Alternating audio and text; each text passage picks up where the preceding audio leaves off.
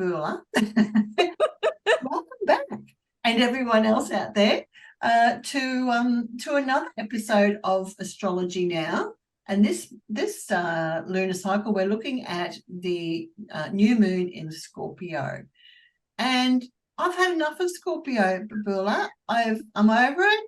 I want it gone. Shouldn't it be purged? It's got to go. Sorry. We will get there. We will get there. A few more weeks. All right. Okay. So let's start off with, oh dear, some, intense feelings, dark secrets. But anyway, why don't you kick it off with all the things that new moon Scorpio represents. All right. Well, look, just before I dive fully into that, just a couple of little pieces about the few days prior. So you don't get the feeling that it's all Scorpio. There's some other light relief going on as well. So on the 8th of November, which just happens to be today while we're doing this, Venus, lovely Venus, comes out of Virgo, where she's been for the last 3 weeks. She's been a kind of a working Venus, and moves into Libra. I know, that's very lovely, and for 2 reasons, obviously, because Libra is more about beauty and harmony and a balance, but Venus rules the sign of Libra. So when a planet's in its own sign, I know, it's got like it's like it's at its pure expression. Yes. And it's I was going to say, and man, didn't we have an expression of that this morning? And because in Australia we had 8 million people, and I've forgotten how many businesses, 4,000 businesses I think, were without the internet for 9 hours. Because of who knows what, some deep problem in the internet, which has only just sort of come back on about, for me, half an hour before we're recording this. So that's the 8th of November. Yes. And Venus in Libra is teaching us the value of money. Absolutely. Yeah. Absolutely. Because I have cash always, and in most situations I use it. Me too. And I happened to have to go out this morning, and no problem, you see. But there are some businesses who just couldn't function, and had signs out their door, you're going to have to go to the bank and get some cash, which then puts pressure on the banks because they don't like that either. Well, how do the banks get cash out with no internet? Well, that's right. But if they're on that system, they wouldn't have even the capacity to do that, probably. So go out and get cash, people, and hide it in your house. But I don't think that we learn the value of money by just moving numbers around in a digital format. I think it's actual physical, tactile cash actually teaches us the value, because when I was a kid, I always had a piggy bank or a money box, and I learnt the value of money by putting that money in every week. At the end of the week, I'd take it out and I'd count it. I never. That's right. But, as a kid, but I counted it all the time. I might have been a bit miserly, I don't know.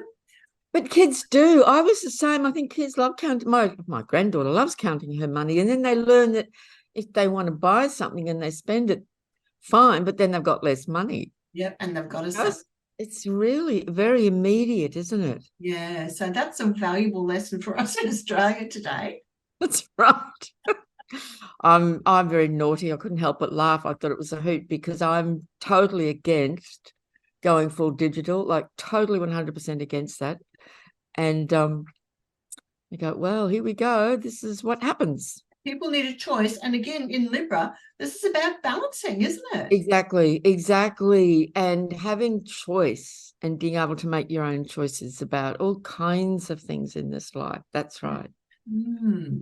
So Venus is in Libra now for the next 3 weeks. And, look, we can say things about that, like this can be a time if you're considering a bit of a personal makeover in your appearance or in your home or in your environment. There's this urge to want to beautify and make things more appealing and lovely and attractive, whatever that means to you. And And relationships, of course, you know, like putting a bit of energy into relationships to perhaps bring them back into a bit more harmony if things have been a little bit, you know, we are in Scorpio season, so relationships can really feel the intensity of that for sure. So Venus in Libra is going to help with a bit of negotiation and harmonizing over these next few weeks. Well, beautifying's been going on for me in my garden. You know, I've been up there tidying up, raking up, pulling out weeds, replanting. I mean, a garden is like a canvas, as you know. It really is. Constantly, and very much under the Libran sign, isn't it? Yes, that's right. And I think even while she was in Virgo, that urge to, I think those two signs are interesting together because, you know, in Virgo, we make things beautiful by clearing out all the rubbish. Yes. And in Libra, then it's the full visual sense of harmony, you know, and the balance and the harmony and the actual beauty of the result. So first of all, you clean it all up and then you make it beautiful, you know, Virgo to Libra. Yeah, I agree with that fully. I get so much joy out of seeing something looking beautiful. You know, it's just and it's a sense of harmony. It is. And, you know, some people say that's just superficial, but actually I think it's very good for the soul, very important, because we do live in a world that's often quite ugly in all kinds of ways, you know, visually and in all sorts of ways. And the heart needs beauty, doesn't it? It does, yeah. It really does. It's a really important thing. So then on the 10th, Mercury, so this will bring a little bit of light relief for you. Mercury exits Scorpio. Mercury, the messenger, the mind, thinking, communication, all these things, leaves Scorpio and moves into Sagittarius. So, you know, if we're watching, we are likely to notice that even our thinking is suddenly we feel a bit more positive, a bit more buoyant, a little bit more upbeat. We want to have a bit more fun, you know, in our communication with people. You might be more interested in having a good laugh than plowing through all the dark, shadowy realms, you know? Absolutely. I think that's true. And I actually noticed yesterday, I was at the local shopping centre. You know, I took my mum out and I'm saying, oh, Mum, there's some Christmas decorations up, and people were smiling, and there was a real sense of, I know it's not happening until the 10th, but it's like, you know, you've got that few days before where things shift, you know, and there was a real sense of lightness and around me and in people. Yeah, I love it. You notice it, don't you? You notice it when you're out and about and engaging with life. Yeah. Can notice the change of energy. So yes, even while we're still in Scorpio season, remember the other planets are moving and changing signs as well. So Venus and Libra and Sagittarius are both what we call masculine or yang energies. They're more outwardly expressing and more sort of extrovert, we could say, whereas Scorpio's deep yin. Yes, yeah. So Libra and Sag are going to bring a little bit of balance to that. I think too with a Scorpio that, you know, there's, like you were saying, it's intense. This is new moon in Scorpio. So for me, it's, you know, all that heavy Scorpionic, deep, I was saying to you before, compulsive, but really strong, powerful energy. At the new moon, it's sort of like time to turn a corner with that and to let some things go, let the toxic stuff that we've been carrying around, you know, let it purge, you know. Yes, you bet. So the on the new moon and over the few days of the new moon, and I'll just list them and then come back and talk about it.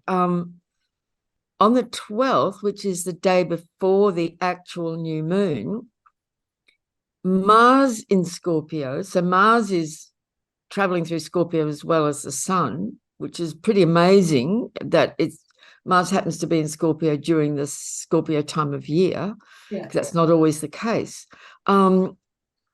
will be making an exact opposition to the planet Uranus in Taurus. Now, Mars and Uranus are still holding that opposition at the new moon itself. Now, when Mars and Uranus make a very strong contact with each other like this, particularly, what we call a hard aspect, like an opposition, that's a very volatile combination. Now, Mars has a lot of energy and a lot of drive, and in Scorpio, it has a lot of power. Yes. And Uranus is a high voltage energy of change and disruption and chaos and breakthroughs and breakdowns and rebellion. And so this is a very dynamic combination. It's the kind of combination that in the natural world can show up around things like, major earthquakes, volcanic eruptions, outbreaks of war. It's very explosive, actually, in many ways. And so sometimes that will show up literally. Sometimes we might feel it in our own psyche, in our own personal life, our own emotional expression, quite strong. And then on the 13th, the day of the actual new moon, and no, it's not a Friday. It's not Friday the 13th on the Scorpio new moon. It's a Monday. But the new moon will be exactly at 7:27 p.m. on the Monday, the 13th. Yeah. At 20 degrees and 34 minutes of Scorpio. So if anyone has anything in their chart, close to that degree, this new moon is going to be quite impactful. And I just wanted to, I made a graphic on the computer, just pulling out the significant planets associated with it, just to sort of give a bit of visual impact to demonstrate. So there's the new moon with the sun and the moon together at what did I say, 20 degrees? I can't read it back to front. 20. And there's Mars, like really, really close at 22. And there's the opposition from Uranus at 21, opposite the new moon, opposite Mars. That is a super powerful, I'm getting goosebumps talking about it, powerful, potent, dynamic, potentially very explosive a combination of energies, but it can also be a powerful trigger and a catalyst for people to make some really significant shifts in their life and in their inner psyche, we could say. It doesn't all have to be like major drama. It could be just, for some people, when we cross a line and we have moments, and I've had a few in my life that have been very clear when I've just said, that's it, no more, I'm done. Yes. Yeah. Yep. Well, that's sort of what I was getting at with, on a new moon, you've got that potential, but the potential to turn a corner and make a different choice, or it's transformative, isn't it? Very. Yeah. And it's very. Scorpio ruled by Pluto is very transformative. That's right. Very much so. And it's an interesting combination of energies because, as we were saying before, Scorpio is deep water, deeply yin. And there's Mars, a planet of, action, that warrior masculine spirit of, that wants to make things happen. And all of that's opposite Uranus, this powerful catalyst, agent of change and awakening that quite often operates through shock waves, which is why you'll often get volcanic earthquake activity, outbreaks of war. We know there's 2 major wars going on this planet that are both just revolting, to say the least. And there can be escalations, there could be something else erupt on the planet, there could be all sorts of things going on in people's personal world, but it doesn't mean everyone's going to experience this in what we might want to call a negative way. That can be a real catalyst for significant breakthroughs. Wow. Yeah. Wow. Yeah. And the week is that? Today's the 8th, 9. So you're on the 13th. So that's on Monday. Monday evening is the exact moment. Oh, yes. And of course, remember, a new moon is the dark of the moon. Over the few days of a new moon, there's no moon visible in the sky. it's the end of the previous cycle and the very first beginnings of a new one. It's like, you know, a baby is born, it emerges out of the womb, but you couldn't really say it's living a full life yet. It's arrived, but it's just begun. So there might be, I think this is one of those new moons where we can really definitively speak about endings and new beginnings. Interesting. Yeah. And of course, any clues as to how that might impact us individually, you can look, you know, we can look to our own chart. Do we have planets around those degrees of the fixed signs of Taurus, Scorpio, Leo, Aquarius, 20, 21, 22, you know, give a few degrees latitude. And also what houses do these degrees of signs sit in? If you know your chart, you look at what houses that's activating, and that's where these dynamics will be playing out in that area of your life. Yeah. And it also happens collectively too, doesn't it? And in various countries. And I'm thinking about, you know, countries that are going through huge transformation, for example, the USA. Yes. You know, like, there's got to be a lot of endings and new beginnings over there. But even in Australia too, there's, that's right. You think, oh my God, the insanity in the world. That's right. Like, this has got to stop. Yes. And you know, and Taurus and Scorpio, they, you know, all the signs govern many things, but one thing they're very related to is money and finances. You know, Taurus is just money, finances, earning a living, so on. Scorpio is shared finances, shared, you know, going into a business, say with a business partner, for example, and all the issues that surround money and finances around control and trust and betrayals of trust. Big money like corporations, issues of corruption and betrayals of trust. Scorpio is also about taxes. Yeah, I was going to say that. Big time. Inheritances. And inheritances. You know, money that comes to us from somewhere else as a one-off because someone's died. Yeah. Right. So there's a lot about these two signs that are about money and finances and resources and financial systems. And as we've been talking about earlier, you know, there was a big money issue that happened this morning here in Australia because that telephone internet system just crashed and went down for whatever reason. We don't know. I don't know exactly, but that would cover bank interest too. Yes. I was just out today, and I was just the only time I ever listen to the news is if I'm in the radio and I catch snippets, and if it all gets a bit much, I turn it off and listen to some music. But I did catch this little snippet, but apparently the new boss of the, what is it? The RBA. Thank you. See, I'm so psychic. I'm tuning into you. Thank you. Well done. That just, you know, raised the rates again. Yes, I saw apparently that. For the fifth time in a matter of a couple of months. So I know. You know, so we're going to see things like that going on, escalating. There's a lot of issues too around money going in the right place in Australia and probably all over the world, really, particularly in Western countries. And for some reason, like, our Prime Minister loves to give our money away to other countries and do silly decisions like, and this is nothing against Papua New Guineans, but giving them, what was it, $60 million for a football? Like, well, we've got people who are homeless. No, this is not right. And this is the issues that come up around money. That's right. How is it being managed? That's right. Yeah.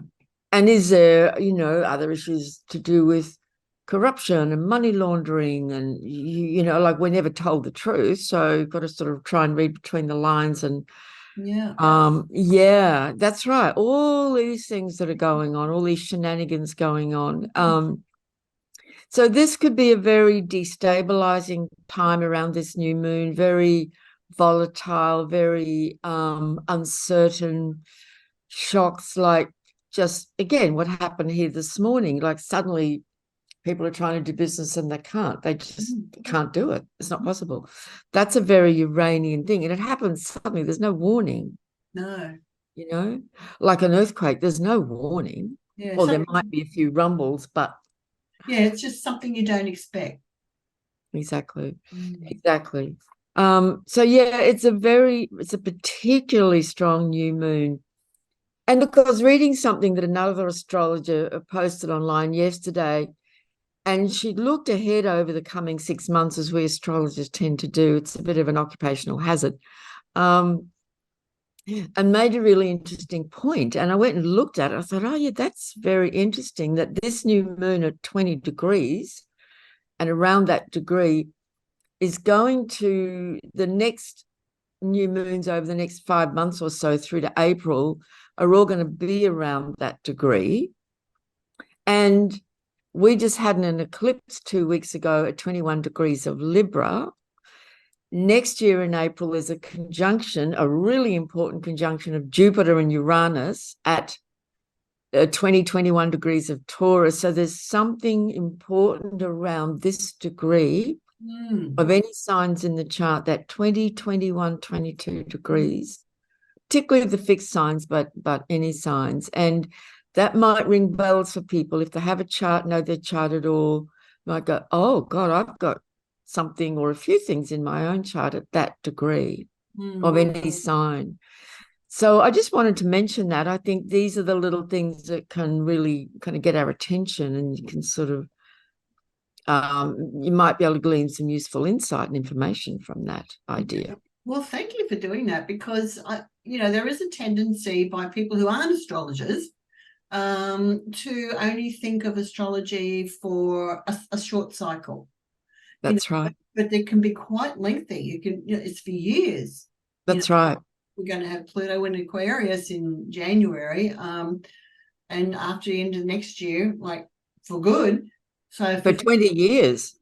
So you have to sort of, it's really quite challenging to stay ahead of all these different cycles of months, years, decades, to keep understanding what's going on. Yes, and I think astrologers and people who love astrology, must be something about their way their minds are wired up to be able to kind of see all. It's like a very complex clock, isn't it, of all these different wheels turning and spinning in relation to each other and at different rates and so on, and all these layers and layers of information. It's never boring. I tell you, I've never been bored by astrology. Yes. It just doesn't get boring, because life goes on and the planets keep moving, and there's always something very interesting going on. So yeah, and again, Scorpio, this is a pivotal point in the Scorpio cycle. When the sun goes through Scorpio every year, this new moon, and every year, of course, there'll be a new moon in Scorpio at this time, but this one is truly a doozy. It's a very strong one. So buckle up, folks, and just kind of be aware that energy is going to be quite strong. And as I said, I want to reinforce, for some, it can be very liberating, quite exciting, and a real time of breakthrough, and crossing a personal Rubicon sort of thing. You're like, okay, that's done, that's finished, not going back. Yes. Yeah. Yep. Yeah. Yeah. And just one more thing. Is Scorpio quite karmic? Is it karmic or not really? Well, it can be in the sense that we're dealing with deeply buried stuff, right?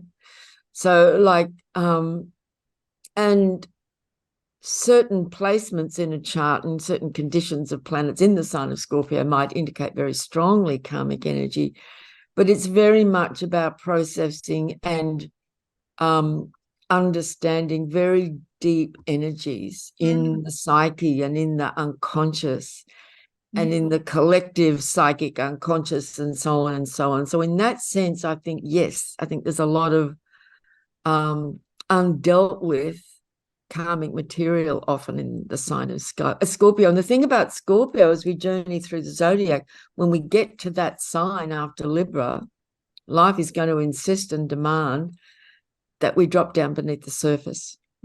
We have to, that's just how Scorpio is. That's what it's about. Yeah, yeah. Different sort of karma to, say, Saturn, for example. Yes. Yeah. Mm. Unless you have Saturn in Scorpio. Get a double Some whammy. people do. Yeah. And so their karma will have a Scorpio theme, Yes, yeah. you know? Yeah. All right. So yeah, a big new moon. And and also just, I wanted to refer to, we've just come out of a very strong month. October was a very potent, powerful month with those eclipses and the Scorpio energy. There's a lot happening. It's been big. So we're still in a sort of a pretty strong place. Now on the 18th, so the Sun and the Mars move forward, and on the 18th, the Sun will join exactly with Mars at 25 degrees of Scorpio. And they are conjunct anyway at the new moon, but they come together and form that exact conjunction on that date. On the 23rd, happy news for you and people who kind of find Scorpio a bit turgid and, a bit, as I said, I think I've said this before, but, Scorpio can feel like we're wading through thick, heavy treacle or mud. It can feel like that. Yeah, yeah. Things lighten up on the 23rd because the Sun moves into Sagittarius. Yay. And suddenly there's a lifting of spirits. It's so fascinating to me, the zodiac and how it works as a system, the perfect circle that contains everything. We go through that deep passage and then we come out again, because when we're all in that deep stuff or we're going through something really difficult, it can sometimes feel like I'm never going to feel happy again, or I'm never going to feel joyful again. But then things change and we do. And you don't know where the change comes from. It's just an internal reorientation. That's right. And suddenly things look brighter again. Yes, yeah. And I love coming into that time of year anyway. Yeah. Being a Sag myself, but also people are just more pleasant because it's heading towards Christmas. Yeah. And there's more of a sort of a buoyant vibe in that atmosphere and more uplifting, and people want to enjoy themselves more. But of course, Sag is also has its very profound side. It's not all party, although I tell you, nobody parties like Sagittarians. They really know how to have fun, which is great. If you get a chance to go to a party run by a Sagittarian, go for it, because you'll have fun. But we did it Halloween. We did. We had fun. That's right. Everyone. And, dressing up, like, what Sagittarian doesn't like dressing up? Absolutely. And, but there's this other, of course, important, more serious side to it. It is the sign of philosophy and truth and true knowledge and the quest and the search for higher truth and meaning through higher education, through spirituality, through, bodies of knowledge and religions and travel and exposure to different cultures and so on. So there's all of that.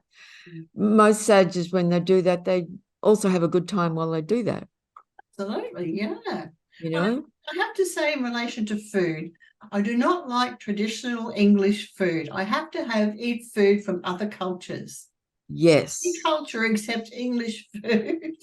Right, exactly. Non-traditional. So you like Asian, Italian, all of those different things. That's right. Yeah, Indian, yeah, all of it. Yeah. Mexican, yeah.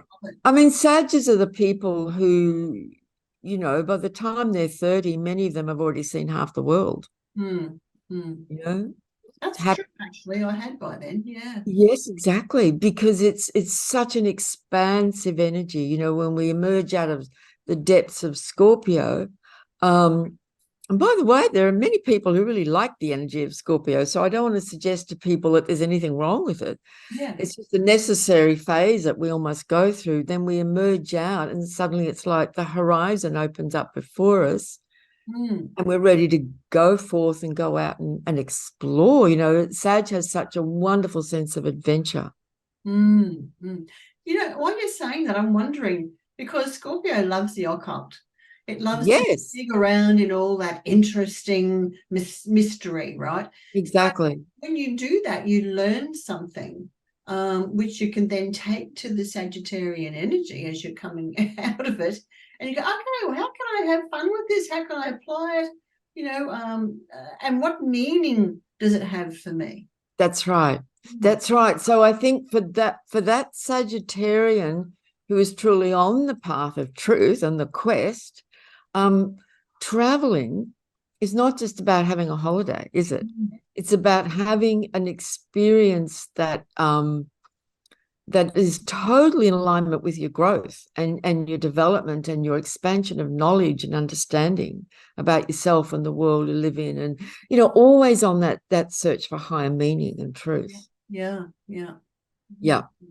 And if it's coupled, so many people they might be a Sag, but they're going to have planets in Scorpio. You'll get signs sitting next to each other. The sun will be in one, but those personal planets that are always close to the sun might be in the next one. Scorpio, that combination is really interesting. You go deep and then you go out, and both. Yeah. Now, I wanted to say something else about the day that the sun goes into Sagittarius, and the next day Mars leaves Scorpio and goes into Sagittarius on the 24th. So the sun and Mars are traveling together. They both leave Sagittarius within a day of each other. But, and there's a but, and that is, as they do that, they make a square with Saturn at 0 degrees of Pisces. Super interesting. So it's like all that freedom and that expansion of Sagittarius and Mars joining is like Mars, and some people I've met with Mars and Sagittarius, they are such adventurers, like real adventurers, sail around the world on their own, that kind of thing. Square to Saturn to Sag can feel like a wet blanket, can feel like an inhibiting factor. What do you mean I can't do it? You mean there's all these problems in my way? I just want to go. Yes. Right? So that's interesting. I'm going to be really interesting to observe over those couple of days, how that feels. Because that strong urge to just be totally free and unbounded, like a wild horse. And Saturn, just as a metaphor, Saturn could be the fence corralling the horse in. Yeah. In Pisces too. In Pisces. Yeah. So that's really interesting. Isn't it? Yeah. Because Pisces can be quite mystical. That's right. As well, and dreamy and artistic and creative. And then you've got, what did you say? Saturn in Pisces and Mars into Sag. Yes. Saturn squaring Sun and Mars at 0 of Sagittarius. So what would you think might play out with that?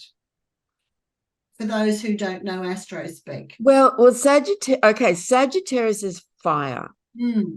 Enthusiastic, like so enthusiastic, high-spirited fire.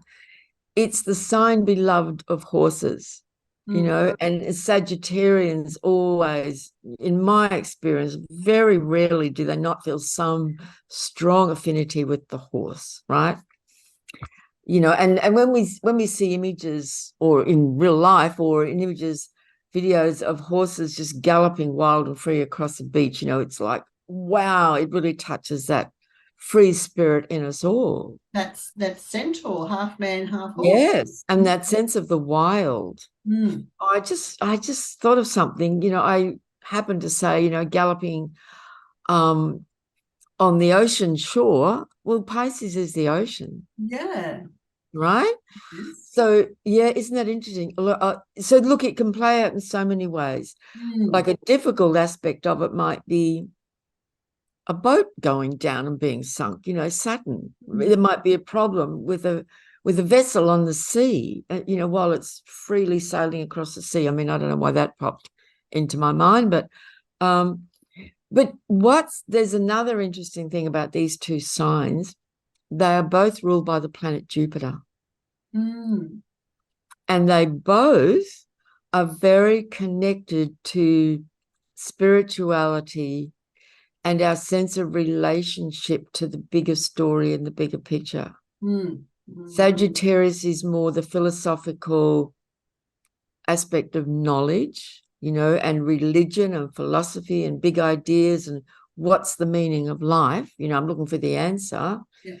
In Pisces, it's more about, it's not so much about the knowledge and information. It's about having a direct line, a direct experience, the felt, intuitive experience that doesn't necessarily have an answer or even an explanation. Yes, just the mystery, being in the mystery. Exactly. The mystical experience. So there's the philosophical idea and the mystical experience. So that's something that I've always found interesting about these two signs. They do have a connection to each other. Yeah. And so I think, while Saturn's in Pisces, and I could go on for hours about Saturn in Pisces, now all through 23, 24, and 25, there's something very important going on for us individually and collectively about coming to terms with what spirituality actually means to us. What is our relationship with that? And do we have one or not? Are we completely kind of cut off and blocked Saturn there? Are we focusing more on that now? Are we applying ourselves more in that direction? And in a helpful way, Saturn might be helpful for Sagittarius with those squares to the sun. I always think of like if a baby's been born around that date and they're going to show up with Sun, Mars conjunct in Sagittarius, yay, wild and free, square Saturn. Wild and free, but yeah, not quite. Not completely. So there can be constraints. There might be obligations. There might be, I really feel a strong urge to go away on a trip, but I can't yet, or it's not working out, or I haven't got the money, or my health's not good. I'm thinking about, while you're talking about Saturn in Pisces, it's like giving a structure to our beliefs through what's real, like giving us a real foundation to build those beliefs. And I'm not a great big believer in beliefs. I think, we really have to let our beliefs go.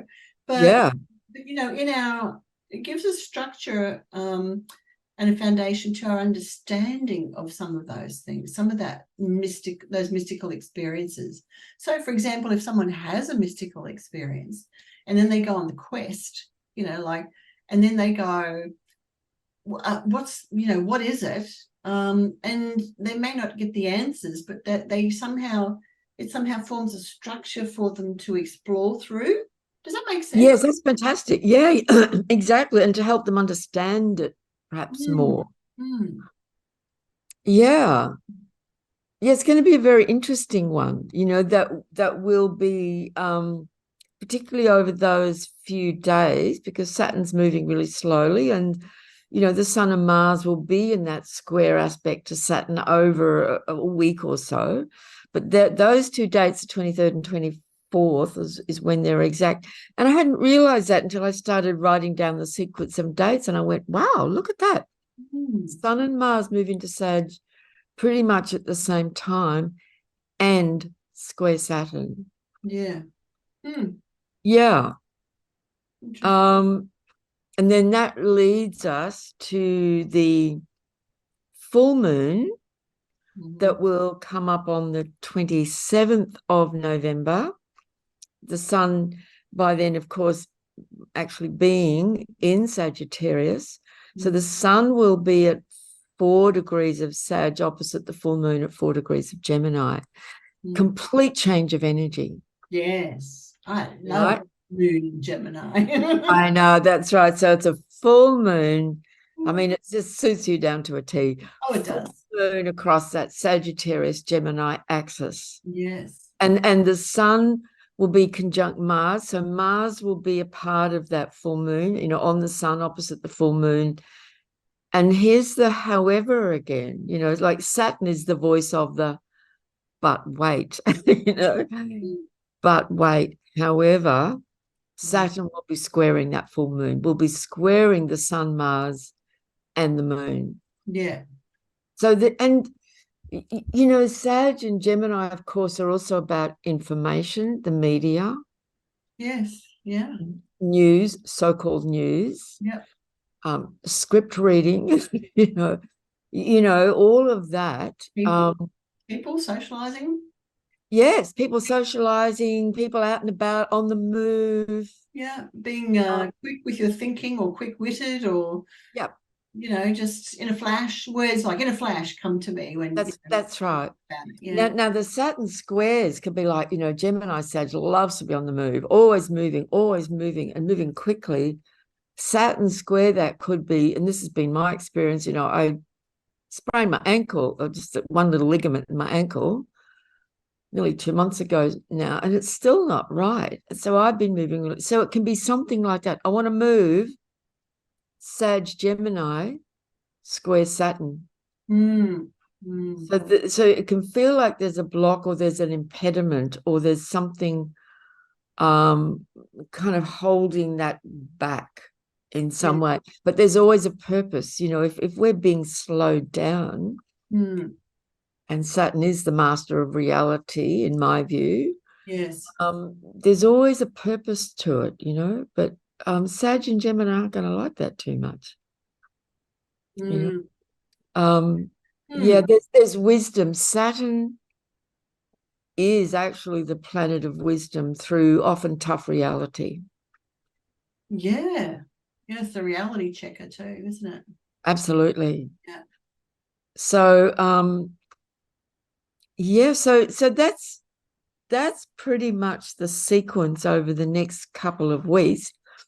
I'm just looking to see if there's anything else on the actual full moon, new moon chart. The conjunction of the North Node in Aries is still sitting with Eris at 24 degrees of Aries. You know, Eris? Yeah. So for those who might be curious, there's the North Node at 24 of Aries, and there's the symbol for Eris. Not technically one of the planets, it's an outer body in the outer system way beyond Pluto. But very slowly sitting there on the North Node, pretty much has been all for the last month or so, causing or reflecting the you know, the outbreaks of war, literally. Yeah. She's the goddess of discord and chaos. And in the myth, you know, her actions resulted in a war. Yes, and it's like revenge too, isn't it? Yeah, but she's also at the heart of her story is that she exposes deeper truths. She goes, you know, she exposes what appears to be all lovely and wonderful on the outside, and she cracks things open and is a great revealer in many ways. And so I think that's very apt for the times we live in. You know, there's dreadful things happening in the world, and more people are stopping and questioning and asking questions, go, what the hell is actually going on? Yeah.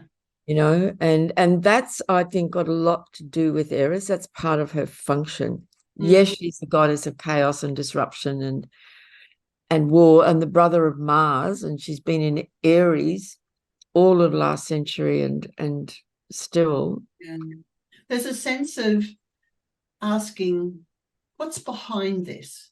Isn't there? That's right. What's behind, you know, this XYZ's happening, so what's behind that? Because it doesn't make any sense, or it just leads to further problems, or like, why do that? You know, that sort of thing. Yeah. And people are being you know, led to take sides and think, oh, it's this person's fault, it's that person's fault, it's that country's fault, it's that country's fault. What if there's another force beyond that that's actually manipulating and controlling all of it? Yes, exactly. So I think that's a part of the function of Eris. you know, to crack things open. And I think more people are starting to question, you know, along those lines. I think they're really important questions. And as I said, there's, oh no, that's not related to that. I'll forget that little bit. Yes, so that's kind of it. But, you know, we are, as we know, coming towards the end of Pluto in Capricorn. Yeah. So things are intense on planet Earth. Things are strong. Yeah. And you know, generally I've been able to sidestep it all. And I think that's because a lot of it anyway. I mean, there's been personal things like getting sick and stuff coming up at the last minute. And so there's been pressure and feeling like you're under the pump about some things. Yeah. But not something I can't handle. Yeah. But it's like there's a lot going on in the world, and we're still living in this sense of insanity. And it's very wearing. Yes. And in the intensity is growing about the sense of insanity. Like, what now? What? Especially when you see the insanity and see through the insanity. It's like, my word for it, just a word I like, it's just bonkers. Yes. Yeah. Absolutely bonkers. Yeah. Crazy. But unfortunately, it causes a great deal of suffering and distress and, you know, real pain. Yes. But yeah, it is insane what's going on. So big wake up time. Yes, very much so. Yeah. For everybody. Yep. Yep. To, you know, it's been a long time since I've watched The Matrix, and I've actually been thinking, I think I want to buy it because it doesn't seem to be playing on any of the streaming platforms. I'm feeling really strongly like I want to watch the whole 4 of them again. Remember when I first saw it, when it first came out all those years ago, by the end of it, I was with a friend and we turned to ourselves and we just went, oh my God, you know, because we understood it all immediately. Yes. Yeah. It was just one of those, oh my God moments. Yeah. So you're going to take the red pill. I just want to watch it again. I want to go through it all again because I think I would see even more now, you know. I think the red pill was the wake up pill, wasn't it? To see reality. Exactly. Exactly. Yeah. Yeah. But correct me, anyone out there, if I've got that wrong and the wrong way around. No, it's the red pill. Absolutely. It's definitely the red pill. Yeah. Yeah. Okay. Well. So that's pretty well it. That's a few things to chew on. What's that? That's a few things to chew on. Absolutely. Absolutely. And it's a mixture, you know, this intensity is still with us, but there are a couple of movements of planets that will feel like a bit of easing.